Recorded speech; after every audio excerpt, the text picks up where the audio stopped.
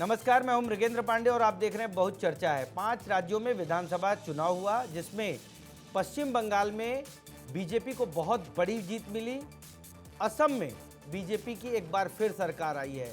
बात आज पश्चिम बंगाल, असम सहित 5 राज्यों के चुनाव पर करेंगे और छत्तीसगढ़ के बीजेपी के बहुत से नेता इन राज्यों में प्रचार करने गए।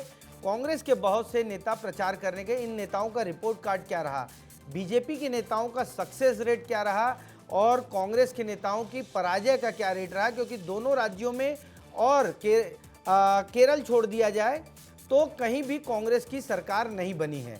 इन सब पर बात करेंगे। सबसे पहले हमारी ये रिपोर्ट देखिए, फिर हम चर्चा को आगे बढ़ाएंगे।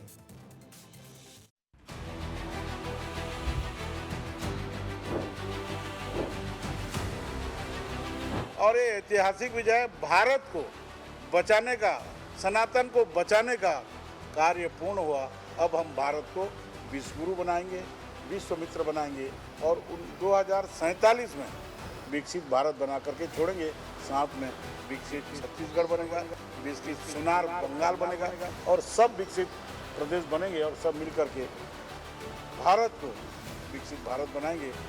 तभी हमारे उन नेताओं को जो 1947 के पहले कष्ट पाके भारत को, अखंड भारत का जो सपना देखे थे वो पूरा होगा। और कांग्रेस का कृत्य 14 अगस्त की रात 1947 को पाकिस्तान का विभाजन कर दिए, दिल के टुकड़े टुकड़े कर दिए, भारत को विघटन कर दिए, ऐसे को निंदा करते हुए मैं उनको अभिशाप देता हूं कि भारत में कांग्रेस मुक्त हो जाए। नरेंद्र मोदी और अमित शाह बोलते थे हम कांग्रेस मुक्त भारत बनाएंगे, आज तक तो कुछ कर नहीं पाए। 4 राज्यों में हमारी सरकार है और जितने राज्य हैं उसमें हम मुख्य विपक्षी दल के रूप में काम कर रहे हैं। तो जो इस तरह का मुंगेरी लाल के हसीन सपने देखने वालों को सपना देखने दीजिए, कोई दिक्कत नहीं। बेचारे पुरंदर मिश्रा जी पहले कांग्रेस में ही थे, इनके विचार बदलते रहते हैं, कभी बदल भी जाएंगे और उनका विचार बदल के कहीं और भी जा सकते हैं, कोई दिक्कत नहीं। इन सब मामलों के साथ साथ बीजेपी ने एक पोस्टर जारी किया है। उस पोस्टर में पूर्व मुख्यमंत्री भूपेश बघेल पर निशाना साधा है। उन्होंने कहा है कि जहां जाते हैं कांग्रेस की लुटिया डुबा देते हैं। आज इसी विषय पर चर्चा करेंगे। हमारे साथ बीजेपी का पक्ष रखने के लिए प्रदेश प्रवक्ता वैभव बैस जी हैं, कांग्रेस का पक्ष रखने के लिए प्रदेश प्रवक्ता विनोद दुबे जी हैं, वरिष्ठ पत्रकार के शर्मा जी हैं और हमारे पत्रकार साथी रोहित मिश्रा हैं। चर्चा की शुरुआत मैं वैभव बैस जी आपसे करूँगा। भूपेश बघेल को लेकर बीजेपी बहुत ज़्यादा आक्रामक नहीं है, क्यों बार बार उनके पोस्टर जारी करते हैं आप लोग? और कांग्रेस कहती है कि भूपेश बघेल से डरते हैं इसीलिए पोस्टर जारी करते हैं। वैभव जी देखिए, सबसे पहले तो मैं अपने सभी साथी कार्यकर्ताओं को बधाई दूंगा कि हमारी बहुत शानदार जीत हुई है पश्चिम बंगाल में। और अब विषय पे आते हैं तो भूपेश बघेल जी से भाजपा डरती नहीं है। भूपेश बघेल जी के लिए 2 पंक्तियां कहना चाहूँगा मृगेंद्र जी आज मैं। छत्तीसगढ़ियावाद के नाम लेके बनाए सरकार, रास्ता भटक गए और कांग्रेस के छत्तीसगढ़ियावाद अकबर ढेबर और गोबर माँ सटक गए। तो भूपेश बघेल जी जहाँ जहाँ जाते हैं वो आप देख ही रहे हैं कि बिहार में बहुत यात्रा किए, बहुत पैदल चले, लेकिन वहाँ पे भी कांग्रेस की क्या स्थिति हुई। आसाम में भूपेश बघेल जी अभी पहली बार गए ऐसा नहीं है, 5 साल पहले भी गए थे। 5 साल पहले वहाँ कांग्रेस की क्या स्थिति हुई, आज वहाँ कांग्रेस की क्या स्थिति हुई वो देख लीजिए।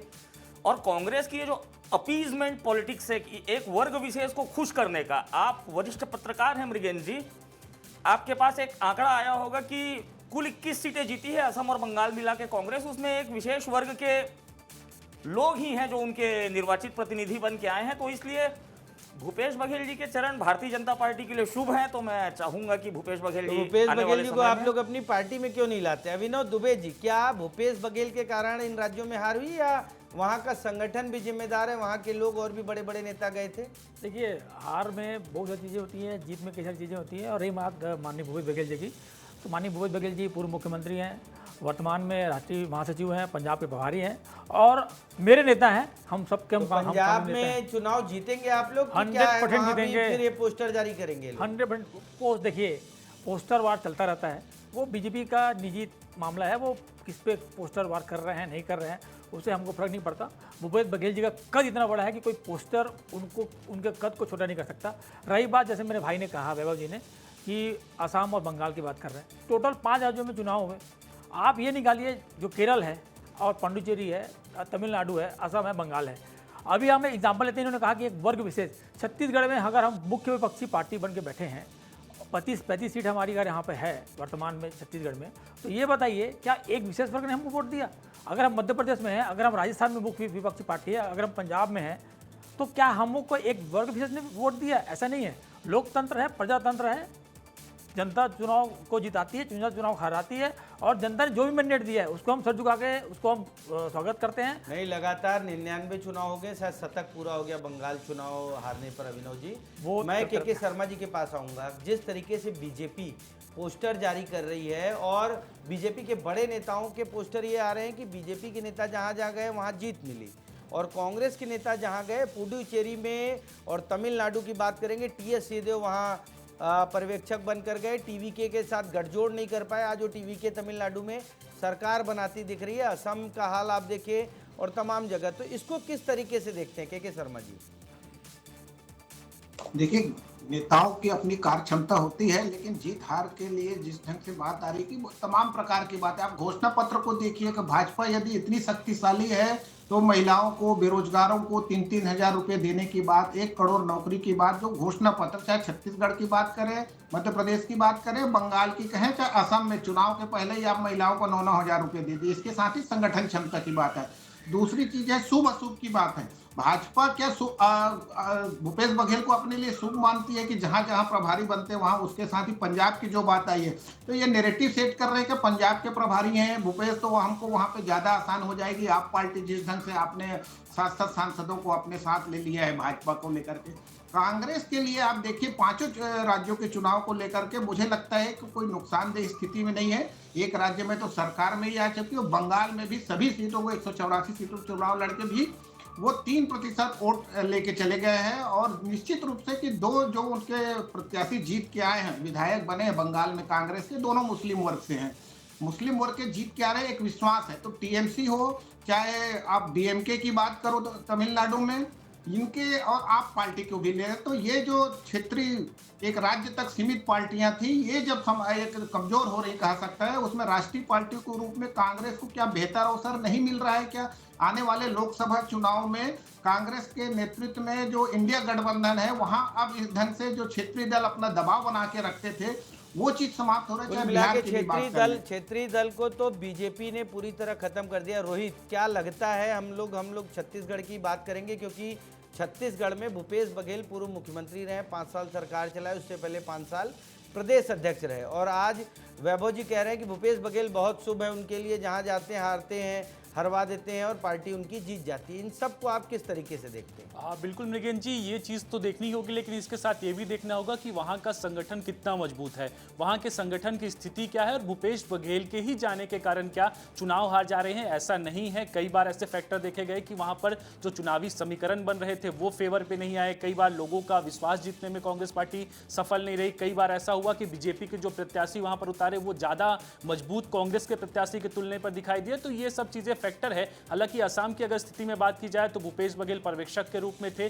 परफॉर्मेंस उतना बेहतर कांग्रेस का नहीं रहा जिस उम्मीद से रहा, लेकिन उधर ही देखा जाए तो जिन सीटों को कांग्रेस पार्टी ने जीता है वहां पे स्थिति जो है वो काफी मजबूत जो है वो नजर आई है, लेकिन ओवरऑल परफॉर्मेंस तो थोड़ा सा वीक दिखाई दिया है कांग्रेस इस बार का चुनाव वैसे बहुत रोचक रहा। 5 राज्यों के अगर नतीजों की बात करें वैभव जी, तो कैंडिडेट 15,000, 20,000, 25,000 वोट से जीते हैं, चाहे बीजेपी के हों, टीएमसी के हों या कांग्रेस के। दूसरा, आपने एक खास बात कही, असम में 19 में से 18 जो कैंडिडेट कांग्रेस के जीते हैं वो मुस्लिम है। आप नहीं बता रहे थे, एक विशेष वर्ग बोल रहे थे, लेकिन अभिनव दुबे जी का सवाल है कि जो वोट परसेंट, चाहे बंगाल में 3% हो या केरल में जो वोट परसेंट आए हैं या तमिलनाडु में जो वोट परसेंट आए, क्या सिर्फ मुसलमानों के वोट से है या बीजेपी ये नैरेटिव बनाकर हिंदू वोटों का पोलराइजेशन करती है?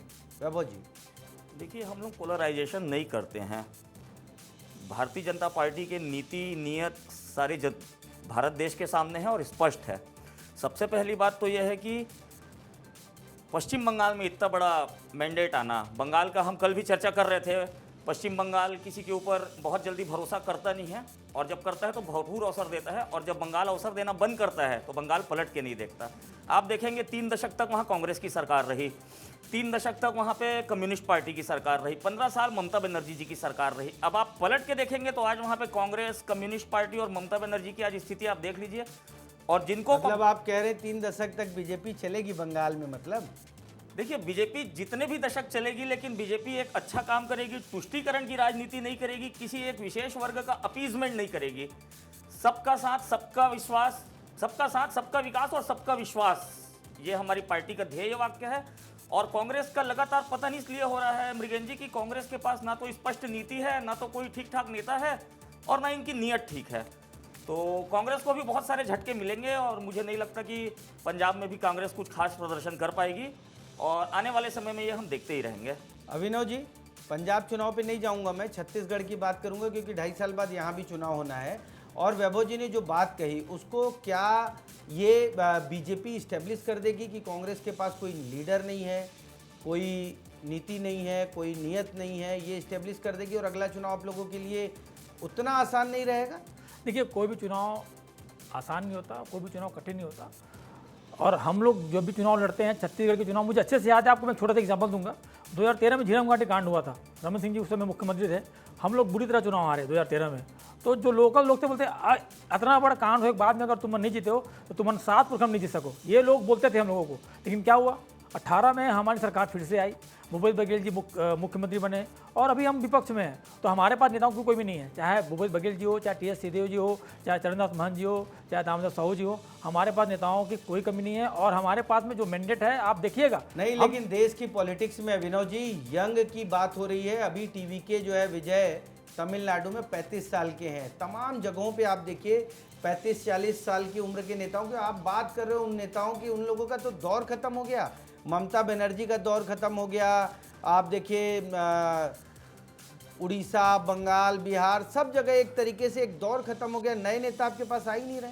अरे भाई कैसी बात कर रहे हैं आप? प्रमोद दुबे जी नहीं है, दीपक बैद जी नहीं है यहाँ पे, वो भी 2-3 चुनाव हार गए। प्रमोद देवेंद्र यादव जी और नहीं है, दीपक बैद जी। देवेंद्र यादव जी वर्तमान में नहीं है। आकाश शर्मा को चुनाव लड़ा हमने, हार गए, जीत गए, वो अलग मुद्दा है। आप जिस तरह से बोल रहे हैं कि हमारे यहाँ नेता नहीं है, बिल्कुल हमारे पास भरपूर नेता हैं। और आप देखिएगा समय समय पे, अभी लगातार मैं आपको छोटा सा एग्जांपल दूंगा। अभी जो बीजेपी की सरकार यहाँ पे बनी हुई है, आत्मानंद स्कूल चलता है हमारे यहाँ पे, जो कि पूर्व मुख्यमंत्री भूपेश बघेल जी की एक बहुत दूरदर्शी योजना थी।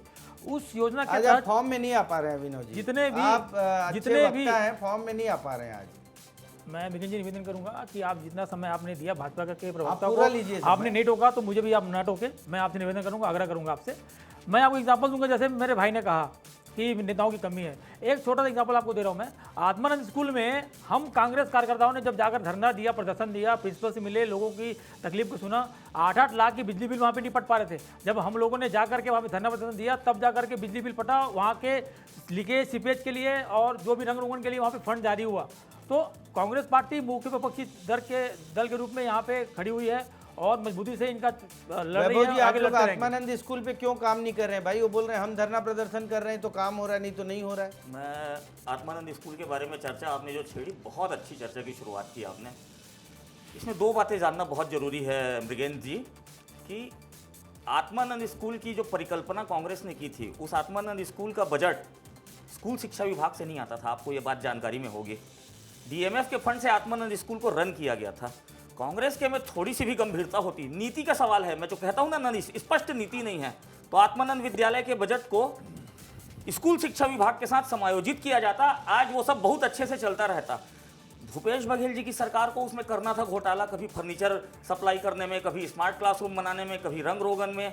तो इस परिकल्पना में की है, देखिए शिक्षा का स्तर ऊपर उठाने के लिए हमारी सरकार दिन रात काम कर रही है।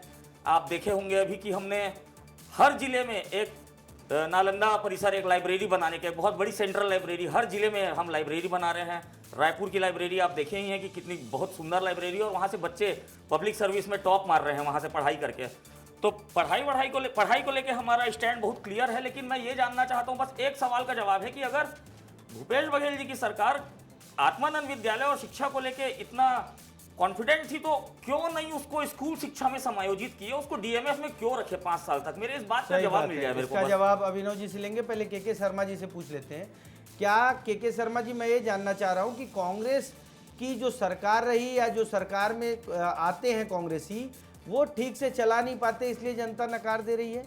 क्योंकि बाकी राज्यों में आप देखिए, टीएमसी की 15 साल सरकार चली, बीजू जनता दल की 20-25 साल सरकार चली, लेकिन छत्तीसगढ़ में 5 साल में ही चले जा रहे हैं। मध्य प्रदेश में तो 1.5 साल में चली जा रही है सरकार। देखिए, सरकार के लिए विभिन्न पहलू रहते हैं, केवल नेताओं को नहीं। यही भूपेश बघेल एक जो है कांग्रेस को 71 तक ले गए, भाजपा 13-15 में आ गई। इसका कारण क्या था? तो आप जो है संगठन क्षमता है ही है, संगठन की दृष्टि से कांग्रेस अभी प्रयास कर रही है संगठन सृजन के माध्यम से। और दूसरी चीज ये है कि सरकार में आने के कारण भूपेश बघेल के जाने का जिस दिन तक अमित शाह ने घोषणा पत्र जारी नहीं किया था मोदी की गारंटी, हम सब तो यही मान रहे थे कि भाजपा फिर से सरकार नहीं आ पाएगी और कांग्रेस रिपीट हो जाएगी, क्योंकि 71 से कितना कम हो जाएगा ये बात सभी को था कांग्रेस के नेताओं के साथ। तो घोषणा पत्र सभी राज्यों में देखिए एक बड़ा कारण है, भाजपा बहुत मजबूत है, 22 राज्यों तक पहुंच चुकी है, लेकिन अभी भी उसे घोषणाओं में तमाम प्रकार के महिला सशक्तिकरण की बात करें, बेरोजगारी भत्ता बंगाल में देने की बात कर रहे हैं, 9,000 रुपये असम में पहले से महिलाओं को दे दिए। इसके साथ ही संगठन क्षमता 15 प्रभारी तक मतलब बंगाल में बना लिए थे। ये संगठन क्षमता है अमित शाह की, केवल 1-2 कारण की बात नहीं है। और छत्तीसगढ़ की जहां तक बात करें, मोदी की गारंटी है, मोदी की गारंटी को यदि आप पूरा नहीं करते हैं तो जिस तरह से जन घोषणा पत्र कांग्रेस ने अपना पूरा नहीं किया, चाहे वो शराबबंदी की बात करें तो अभी मोदी गारंटी में बहुत मतलब सारी कुल मिला बातें के हैं। जो वादे आप किए कभी उसको पूरा नहीं करेंगे तो ममता बनर्जी टाइप ये भी जा सकते हैं। विनोद जी, आप कुछ कहना चाह रहे थे? भाई मैं ये आपसे कहना चाह रहा था कि अभी अब जैसे आपने भैया ने कहा, वैभव जी ने, आरटीई शिक्षा का अधिकार एक कानून है, 108 करोड़ पिछला बचा है वो पे नहीं किए हैं और 70 करोड़ अभी आपने लिफ्ट कर दिया। PP1 PP2 का जो आरटीई से लोगों को शिक्षा का अधिकार मिलता था वो आपने लिफ्ट कर दिया। अब आप क्या कह रहे हैं कि कक्षा पहली से देंगे, तो जो गरीब बच्चे हैं जिनको शिक्षा का अधिकार था वो आपने उनको वंचित कर दिया। तो शिक्षा के विकास पे आप बात ना करें वैभव जी तो ज़्यादा अच्छा रहेगा। ठीक है। रोहित मिश्रा जी के पास आ रहा हूँ, पॉलिटिक्स की बात करते हैं, अभी शिक्षा पे चले गए थे। रोहित, इन सब समीकरणों को आपने देखा, बंगाल के चुनाव को देखा, असम के चुनाव को देखा, जिस तरीके से बीजेपी चुनाव लड़ती है, क्या कहीं आपको लगता है कि कांग्रेस उस स्टाइल में चुनाव लड़ती है? उनका कैंपेन एग्रेसिव रहता है बीजेपी का, उनके घोषणा पत्र की बातें रहती हैं, उनके नेता और उनका संगठन, ये 4 फैक्टर, इसको क्या कांग्रेस में आप पाते हो?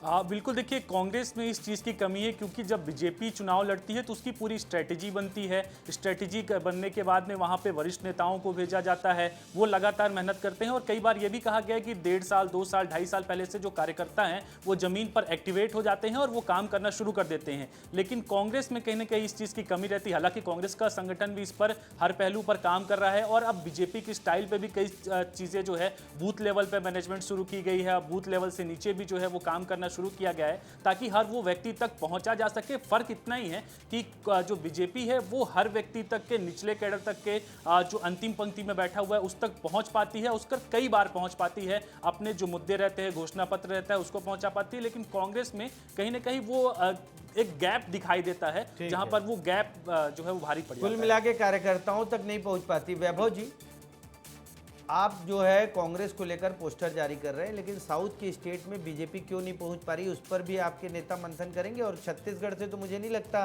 साउथ के राज्यों में कोई भाजपा का नेता गया था, तो क्या वहां हार के पीछे आप लोगों का न जाना भी है एक फैक्टर? मृगेन जी, भारतीय जनता पार्टी या तो जीतती है या तो सीखती है। आप वोटों का प्रतिशत देखेंगे, कर्नाटक में हमने बहुत पहले सरकार बना ली थी, दक्षिण का दरवाजा हमारे लिए खुल चुका था। इस बार आप तमिलनाडु में भी वोटों का प्रतिशत देखिए, केरल में भी भारतीय जनता पार्टी के वोटों का प्रतिशत देखिए, केरल में भी हमारी स्टार्ट हो चुकी है, हमने 3 सीटें वहाँ भी प्राप्त की है। भारतीय जनता पार्टी या तो चुनाव जीतती है या तो चुनावों से सीखती है। हम सीख लेंगे और मैं आपके चैनल पे कमिटमेंट करके जा रहा हूँ कि बहुत जल्दी दक्षिण के राज्यों में भी भगवा लहराएंगे, पूरा भारत कश्मीर से कन्याकुमारी तक भगवामय करेंगे। ये हमारा ये पक्का इरादा है। और स्वाभाविक ये, और रही बात मोदी जी की गारंटी की और भाजपा के नेतृत्व की, हमने जो गारंटी दी है हम उस गारंटी को अक्षरशः पूरा करते हैं। मेरे को लगता है कि छत्तीसगढ़ के इतिहास की सबसे बड़ी योजना होगी महतारी वंदन योजना, जिसमें 70 लाख से ज़्यादा महिलाओं को सीधे उनके खाते में सहयोग की राशि उनके पास जा रही है। हमारे पार्टी के पितृ पुरुष पंडित दीनदयाल उपाध्याय जी ने कहा था कि जब तक अंतिम पंक्ति में खड़े अंतिम व्यक्ति तक आपकी योजनाएं नहीं पहुंचती तब तक उस सरकार का काम करना बेईमानी है। और हम अपने पितृ पुरुष दीनदयाल उपाध्याय जी के सिद्धांतों को लेकर दिन रात काम कर रहे हैं। और आप काम करने का देखिएगा तो नितिन नवीन जी भारतीय जनता पार्टी के नए राष्ट्रीय अध्यक्ष बने। महज 47 साल की उम्र है नितिन नवीन जी की, और 47 साल की उम्र में 79 ईयर्स का हमने सूखा बंगाल में खत्म किया। तो ये भाजपा की लीडरशिप क्वालिटी है। वहीं आप देखेंगे तो राहुल गांधी जी आज भारत में नहीं है, कल से भारत में नहीं है।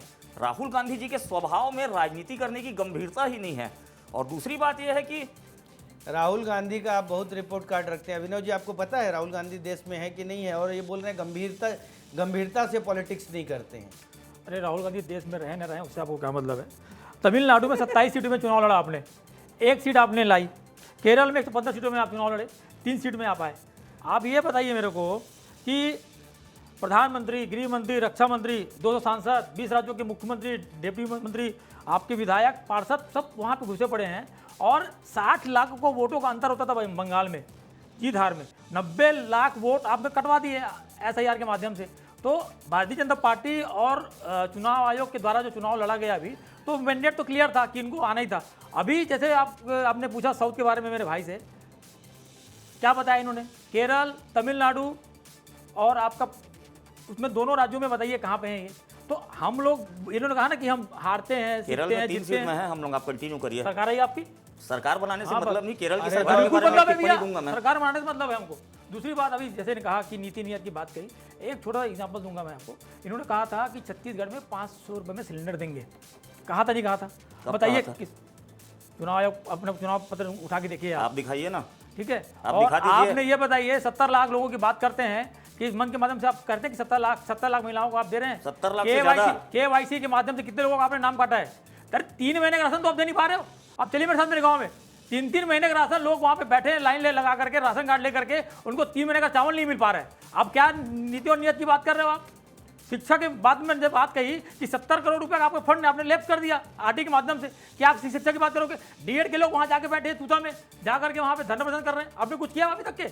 ये किसानों का धान तो आप खरीद नहीं पा रहे। 3 लाख किसान अपना धान नहीं बेच पाए यहाँ पर। कोई आंकड़ा है इसका? 3 लाख किसानों का धान नहीं बिका कि Robert Vadra fans club group से रॉबर्ट व्हाट्सएप से निकाल वाड्रा के तो लाया खुला है? घूम रहा है। आप तो बोल रहे हैं जेल डालेंगे, वो तो खुला घूम रहा है, सीना ठोक के घूम रहा है। अगर हिम्मत है तो दमाद कुछ है भी भाई, कार्रवाई तुम्हारी करो। पार्टी के कैसे जेल में? अरे भैया, ते हाँ, अपन दमाद प्रियंका की पार्टी गांधी के बारे में। की अरे पत्नी है, यार। उसमें क्या बात है जी? प्रियंका गांधी जी की पत्नी है, सबको पता है, उसमें आपके बोलने की क्या बात है?